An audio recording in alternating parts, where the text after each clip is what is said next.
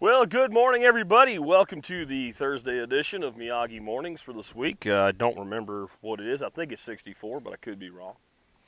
Anyway, what are we going to talk about today? Well, if you look at the title, it says The Modern Survivalist versus the Fear-Based Prepper. And I was actually going to call it, and that's what I'm going to call it verbally, is the Fear Porn Prepper. But I figured if I put the word porn in a title, at least in the YouTube feed anyway, it might trigger some kind of algorithm bullshit because, of course, that word has to be bad even if we're using it in this context. Anyway, and if you got off this, if you're watching me on YouTube, if you got off this censored freaking bullshit platform and got on over to Odyssey or Library, you don't have to worry about it. You can see a lot of stuff I put over there that doesn't show up over here because of their bullshit. Anyway, I just wanted to kind of lay the groundwork actually for today's podcast. I'm not going to talk a lot about what to do today, but I'm going to be doing a podcast today that's going to be about what to do. There's going to be like quick, low-cost, basic prepping that anybody can and should do, something to that effect. Today I want to talk to you more about mindset of a prepper in the way that I teach it. So there's kind of two types of preppers in the world. They're the ones that are like, hey man, did you hear what they're going to do now? They got the red line and the blue line and the FEMA camps, and I don't do that bullshit, right? Hey man, the New World Order, man, they're going to get us all. That's why we got to be prepared. No. That is nonsensical shit. That is the fear porn prepping. Those are the guys that I got my rifle, I got my ammo, and I got my battle rattle, and I'll just take what I need. And you'll get shot by common sense motherfuckers like me. Right between the fucking eyes with your bullshit. If it ever goes to that level, those people will be the first people. Before the sheep, those people will die. Because when they go to prey on the sheep, they're going to find that like for every 10 sheep, there's one sumbitch like me out there living in suburbia. That when you try to go through that door, bam. So that doesn't work. And that whole thing doesn't work because it bets on one thing and one thing only. Complete and total failure of the system. Even in a partial breakdown, you try that shit, and law enforcement, military, etc., they're going to take you out before I do. It's stupid. It's nonsense, and it's what turns everybody off of prepping and makes it as a right-wing extremist for Trump people. No, shut up. I've been talking about this before Donald Trump even thought about running for president. Now, we come at this with a modern survival philosophy, and what that means is that every action that we take is designed to make our lives better if times get bad or tough, or even if they don't. I came up with that with probably the worst strapline for a business ever conceived of, and the best one at the same time. It's bad because it breaks all the rules. It's too long and it's clunky. I would have never given that to a client when I was a marketing consultant. But when I sat down in 2008 and said, I got to do this different. Yeah, I'm going to talk about prepping. I'm going to talk about survivalism. That's going to be kind of my hook because I knew that industry was hot at the time. But at the same time, once I get the person in, I need them to understand this in a fundamentally different way. And I need to explain it in a way that even if the term survival podcast turns off their friends and family, when they explain it to them, they'll be like, oh, maybe I'll give this a shot.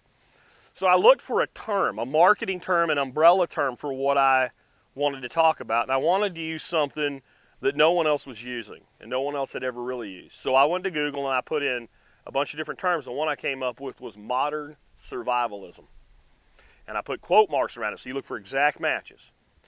And the only results that I found were people that like ended a sentence with modern and then started with survivalism. No one was using modern survivalist or modern survivalism in 2008 at all, at least according to Google and Yahoo and all the other search engines. So I thought, that's perfect. And what I mean by modern survivalism is we do not shun the things that work today because they may not work tomorrow, but we damn sure back them up. And that's the crux of the philosophy. And then the other side of it is that terrible marketing slogan. If times get tough or even if they don't. In other words, everything that we teach makes your life better even if nothing goes wrong. And even the things that are only if something goes wrong are there in a way that sooner or later something's going to go wrong. So if I teach you to store water, sooner or later you're going to get a boil water order, your pipes are going to freeze up, there's going to be a water main, like sooner or later that's going to be used. And if it doesn't get used, and even if you just dump it on your plants once a year and refill the bottles and make yourself feel better about it because you rotated it, it didn't really cost you any money. And I'll talk to you today in the podcast about how to do it completely for free and stop paying really expensive prices to store water. It's one of the easiest things in the world to do. But most of what we teach, like good common sense financial management, not over leveraging your debt, in fact, trying to stay out of all consumer debt. Like the only debt you should have is the house. A mortgage on a house makes a lot of sense in a lot of ways. And maybe a car, depending on the situation. And everything else, you pay cash or you don't buy it. Like that works. If the economy booms, you're better off. Trust me. If the economy flops, you're better off. Trust me. And everything we do is that way. Having gardens, having these backyard ponds, having all this security around me from a standpoint of my food, my water, my shelter, my energy. This benefits me if tomorrow morning the economy does this and takes off.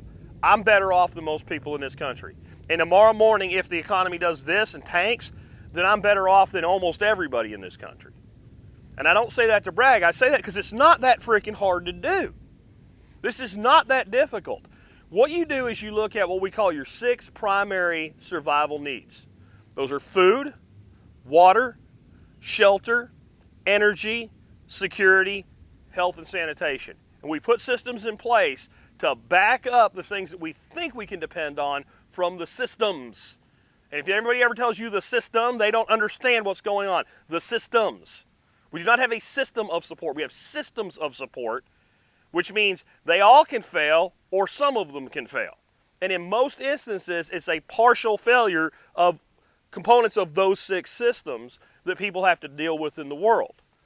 And if what you're doing only works if the zombie apocalypse comes, you, to be blunt, are a moron.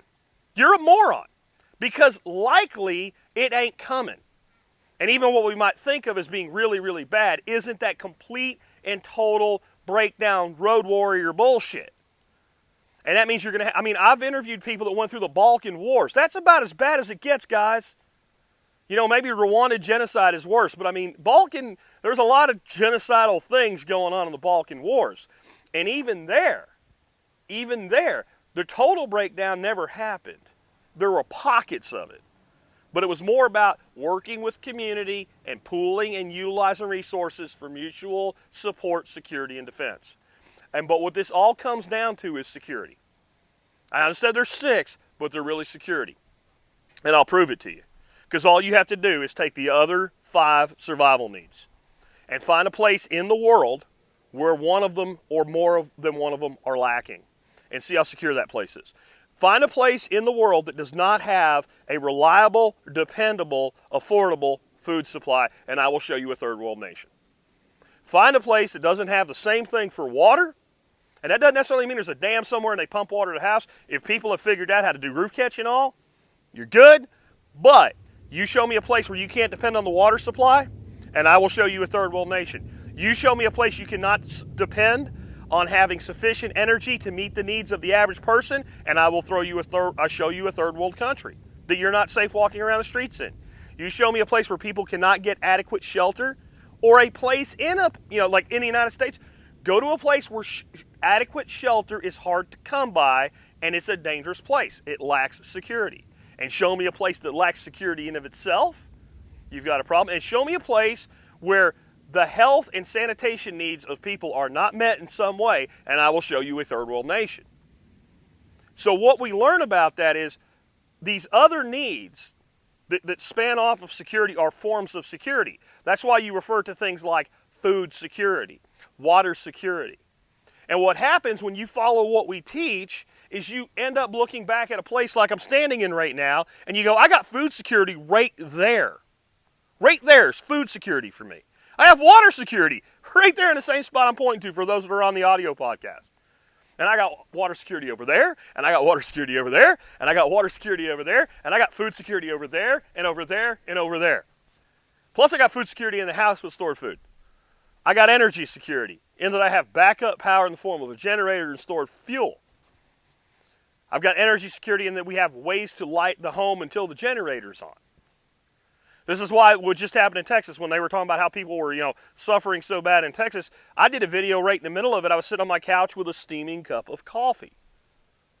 Because we have planned for failure. But it's also why, in the middle of the pandemic, when things were basically normal, just you were restricted in where you could go or whatever, you have videos of me hanging out with my grandkids, listening to classic rock music and gardening, and we didn't give two shits because we're prepared for failure at any level. And most of your failures are going to be local or regional, and they're going to be relatively short duration. But understand, short duration is 2 weeks to 30 days. And that's what most people need to at least get to, is a good, solid 30-day preparedness program. Can you take the keys to your car, throw them in a drawer, and close it, and put a time lock on it for 30 days? Go out to your power box, open the box, shut it off, close it, put a time lock on it for 30 days. You can't leave, you can't go anywhere, and you don't have any energy. Can you, and if you're on city water, where turning your power off won't make your water stop flowing out of your sink, can you shut all the water off in the house? Yeah, right? Time lock it for 30 days. Now, if you are supplying your own water, then you don't have to do that, right? If you're supplying your own water and you have repair mechanisms in place for if it fails, you don't have to turn your water off. If you have enough energy that you're not dependent on the grid, then you don't have to turn your power off. You see how that works? Because, well, you're self-sufficient in that way. But I think it'd be a good experiment. Can you do it for 48 hours? Can you do it for 48 hours and not have, like, your food going bad in your freezer? Doesn't even require a lot of equipment to do, but if you don't have the right mindset, you can't do it. And that's what this is really all about. It's about mindset. The mindset of the fear porn prepper is asinine. It is the dumbest thing, and it is the most damaging thing that's ever happened to the world of modern survivalism prepping, call it whatever you want to. Making TV shows about these lunatics and shit. I mean, I was approached over and over and over again when they were making like Doomsday Preppers and all that, and the exact response that the producer to that show got from me face to face when I was roped into a dinner with him and didn't know what was happening was, "Go fuck yourself, you piece of shit." Because I despise what those people are doing to my world, which is common sense, rational preparedness that I'm trying to do for the stability of my fucking country, you piece of shit. And you know what he said? "I can't afford to have integrity in my business." And I said, "That's why you're a piece of shit. Because I can't afford to work with a sumbitch that ain't got integrity." That's a true story. And the guy that roped me into that deal, you know who you are, was like, "Yeah, that's why I don't work with that sumbitch either anymore." Because I have to have integrity. Because you can't be out there saying that you are on the side of people for their own security and not have integrity. And anybody in this business that's selling on fear, you have no fucking integrity. None. Not a little bit. You got none. Because as soon as you cross that bridge, you're preying on people instead of helping people. Do you understand the difference? And everything that I've tried to do, even when I fucked up and made mistakes, at least was done with the intent of helping people. And that's why we talk about things like building a business, because it provides security. That's why we talk about cryptocurrency, because it provides security. That's why we talk about stacking some silver and gold, because it provides financial stability and security. Everything we teach actually goes back to security. And I'm going to tell you this. If somebody shared this with you and you forced your way through it, this was hard to listen to, go hug their neck and thank them. And then tune into my podcast today and learn how to do this for your family. Because what kind of man or woman doesn't see to the security of their family? And I'm not going to curse you. And I'm not going to lump you in with the fear prepper porn people. And I'm not going to lump you in with the government. Because you've been conditioned to think you didn't need to. Wake up. Open your damn eyes. Look around the world.